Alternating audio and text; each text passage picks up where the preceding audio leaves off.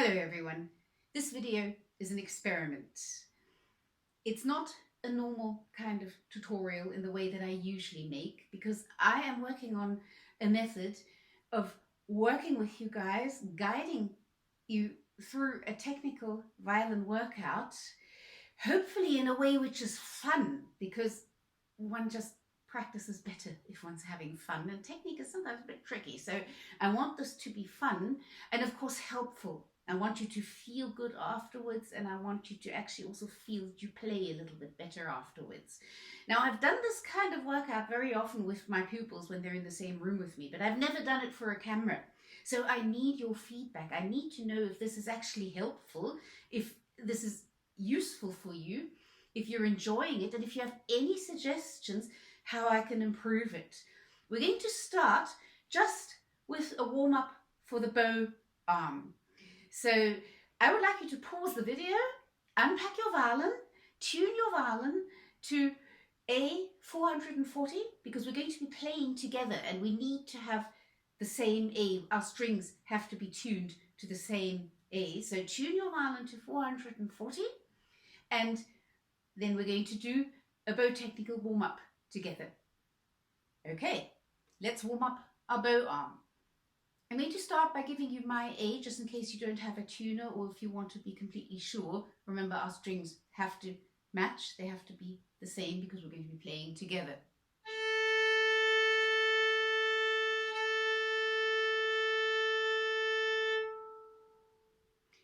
Now, hold your violin in your left hand, hold your bow in your left hand. I use my first finger because I want the bow arm to be free, and we're going to start with some air bows.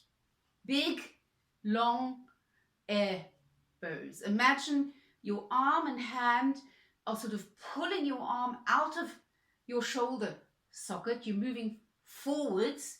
You don't want to go back. We don't want to bow backwards. We want to bow forwards and make a big movement, and feel how this big movement is warming up your muscles. Big movement, as if you have a really long bow and you're playing with the whole bow. Then you take your bow. Notice when you hold your bow in the air, there's a certain tension in your bow hand because you're carrying the weight of the bow. We want to get rid of that tension. So what we're going to do is we're going to just place the bow onto the D string about in the middle of the bow and give the bow's weight to the string. The string is now carrying the weight of the bow, and our hand and fingers can be completely loose because we're just balancing the bow. We're not carrying the bow at all. We have a comparatively high upper arm and a comparatively high elbow, and our hand and fingers and also the bow are sort of hanging off of the arm.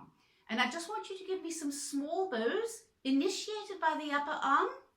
No weight on the string, the bow's just gliding above the string, and notice how the hand and fingers just react to the change of direction. This is not supposed to make a sound. This is about movement. Notice how the fingers are just reacting. The movement is initiated from the upper arm, and hand and fingers are just reacting to the change of direction. Now I want you to get bigger movement, and as you get bigger, you get slower. How much slower is your business? Just as you make a bigger movement, the movement also gets slower until you're playing with the whole bow. Hand and fingers are still reacting to the change of direction. Okay, let's give our bow arm a break, because we're doing quite big movements. Certainly you will feel how your bow arm is already warming up. So we're starting with very small movements. Hand and fingers just reacting. The movement is initiated from the upper arm. And as we get bigger, as the movement gets bigger, it also gets slower, but hand and fingers are still reacting. This was just gliding above the string. Now we're going to do the opposite. We're going to catch the string. Put your bow onto the D string again, about the middle of the bow, and catch the string by leaning your hand forward to the first finger. That brings down the stick, And you'll notice that you've caught the string. If you can move the string from side to side without the hairs moving. If you can do that without making a sound, you move the string without making a sound, then you've caught the string. When you've caught the string, release it. Now we're going to do 4 D strings, catching them. Catch, release. Catch, release. Catch, release. Catch, release. We're going to do the same on the G string, 4 G strings. Catch, release. Catch, release. Catch, release. Catch, release. Now we're going to combine both. We're going to be starting with these small bows on the D string again, just gliding, no weight on the string. Remember, comparatively high upper arm, comparatively high elbow, and hand and fingers and bow just hang and they just react to the change of direction. We're also going to be gradually making the movement bigger again. And as the movement gets bigger, it gets slower. How slow is your business? Just make sure you're comfortable. That'll be different for everybody. So you get bigger and you get slower. And now what we're going to do is we're going to be adding weight. Not as much as when we caught the string, because we don't want to catch the string completely. We want the string to be able to vibrate freely under our bow hairs. So we're sort of half catching the string.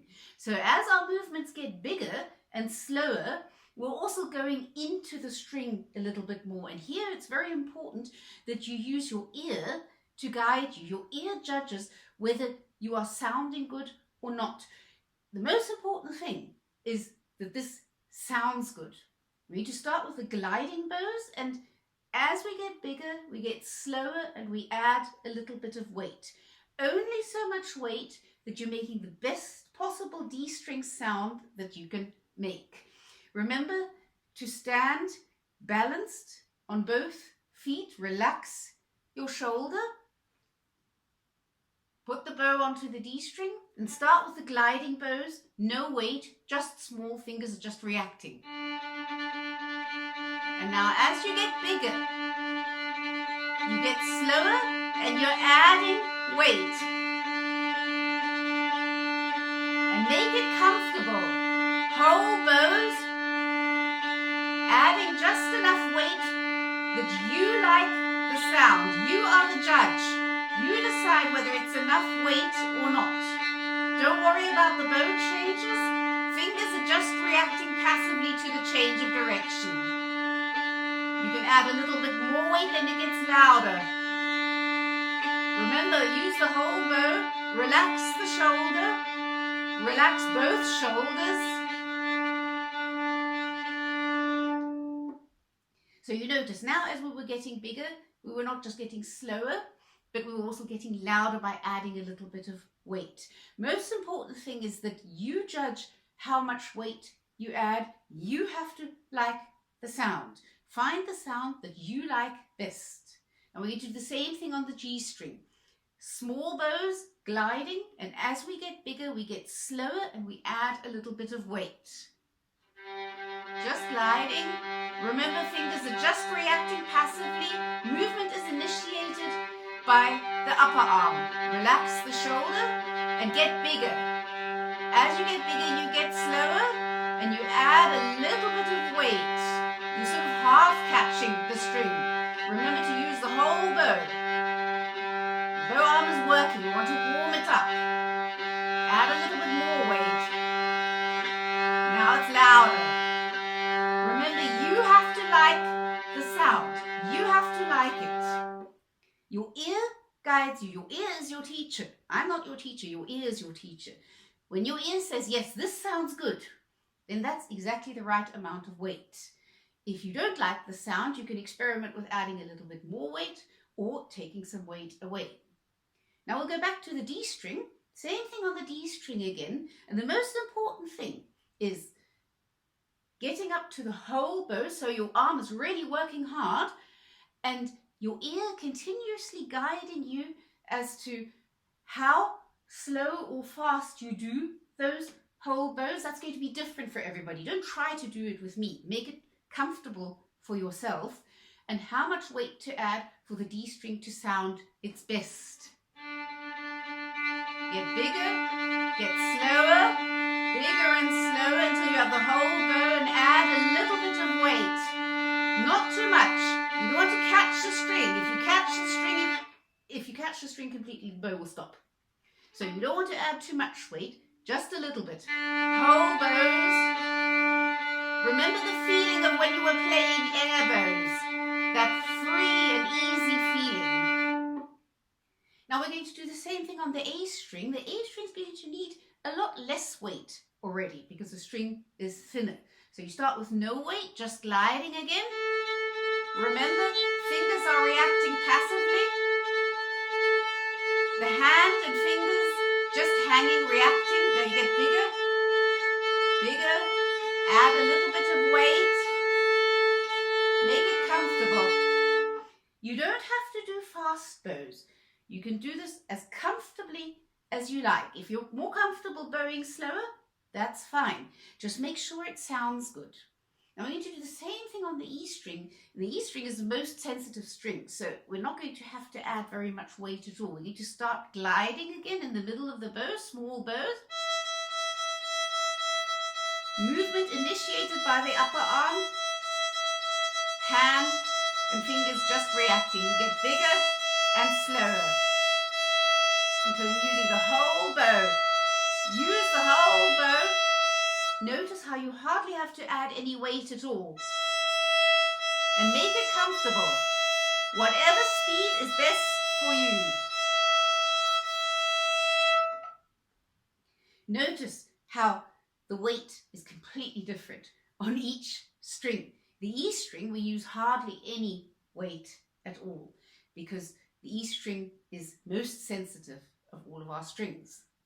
You should feel that your bow arm is warm now, and you should also feel that it's moving very freely over quite a great distance because we're working at the big movement. Your arm is making a big movement.